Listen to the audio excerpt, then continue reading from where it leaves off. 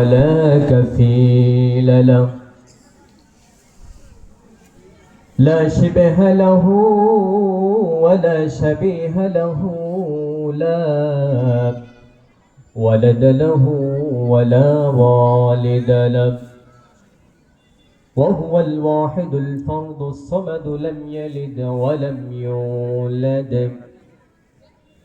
ولم يكن له كفوا أحد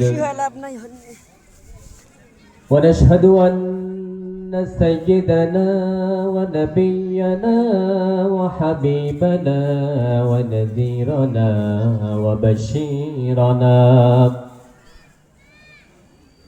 وطبيبنا وطبيب أرواحنا وحبيبنا وحبيب ربنا محمدا عبد الله ورسوله أرسله بالحق بشيرا ونذيرا وداعيا إلى الله بإذنه وسراجا منيرا فقد قال الله تعالى في كلامه المجيد وفي فرقانه الحميد أعوذ بالله من الشيطان الرجيم بسم الله الرحمن الرحيم اقرأ باسم ربك الذي خلق خلق الإنسان من علق اقرأ وربك الأكرم الذي علم بالقلم علم الإنسان ما لم يعلم وقال رسول الله صلى الله عليه وسلم من يرد الله به خيرا يفقهه في الدين أو كما قال عليه الصلاة والسلام الحمد لله আল্লাহ পাকের দরবারে আমরা সন্তুষ্ট চিত্তে শুকরিয়া আদায় করি যে মহান মালিক আমাকে আপনাকে পৃথিবীর সমস্ত কাজ থেকে ফারেক করে শুধুমাত্র কোরআনের মহব্বতে আল্লাহ তাআলাকে ভালোবেসে তার ইবাদতের একটি অংশ হিসেবে আল্লাহ তাআলা আমাদেরকে এই মাহফিলে আসার বসার তৌফিক দিলেন। সে মালিকের দরবারে শুকরিয়া আদায় করছি আলহামদুলিল্লাহ। আলহামদুলিল্লাহ। বিশ্বনবীর প্রতি দরুদ ও সালাম সংক্ষিপ্তভাবে পড়ি সাল্লাল্লাহু আলাইহি ওয়াসাল্লাম। সম্মানিত উপস্থিতি, আজকে তরুণ যুব সমাজের উদ্যোগে আয়োজিত রুদ্রেশ্বর স্কুল অ্যান্ড কলেজ এই মার্কেটের ওয়াক্তি মসজিদের উন্নয়ন কল্পে যুবকদের উদ্যোগে আয়োজিত এই বিশাল তাফসিরুল কোরআন মাহফিলের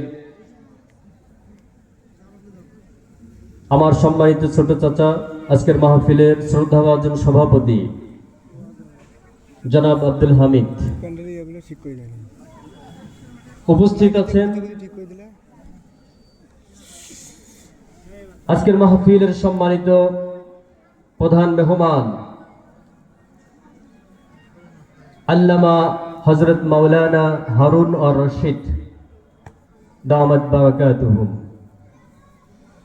দ্বিতীয় বক্তা হিসেবে উপস্থিত আছেন আমার বাল্যকালের বন্ধু, শৈশবের বন্ধু হাফেজ হযরত মাওলানা মুফতি মোহাম্মদ আনিসুর রহমান ফারুকী সাহেব সহ অন্যান্য যত নেতৃবৃন্দ আসবেন এবং দূর দূরান্ত থেকে আগত ইসলাম প্রিয় তৌহিদি জনতা, পর্দার আড়ালে অবস্থানরতা সতী সাধী আমার মা এবং বোনেরা, সকলকে আমার অন্তঃস্থল থেকে সালাম জানাচ্ছি আবারও আসসালামু আলাইকুম ওয়া রাহমাতুল্লাহ।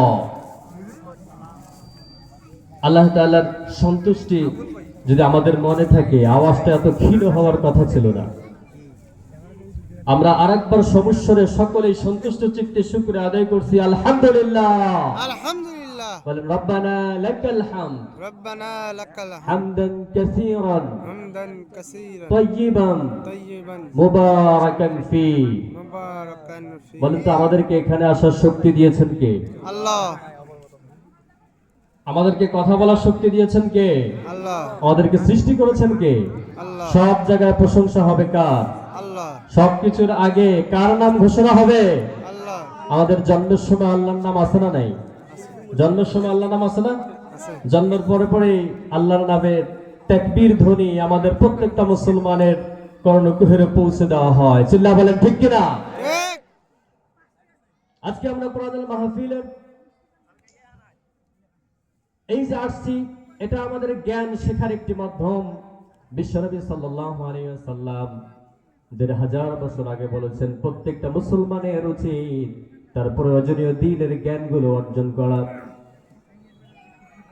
কারণ একটা মুসলমান কিভাবে চলবে, কিভাবে সে খাবে, কিভাবে ঘুমাবে, কিভাবে পেশাব পায়খানা করবে, কিভাবে তার ব্যক্তিগত জীবন গঠন করবে, তার পরিবার কিভাবে চালাবে, সমাজ কিভাবে চালাবে, রাষ্ট্র কিভাবে চালাবে, ব্যবসা কিভাবে চালাবে, প্রত্যেকটা জায়গার নীতিমালা কোরআন এবং সুন্নায় আছে না নাই? এজন্য আমাদেরকে শিখতে হবে।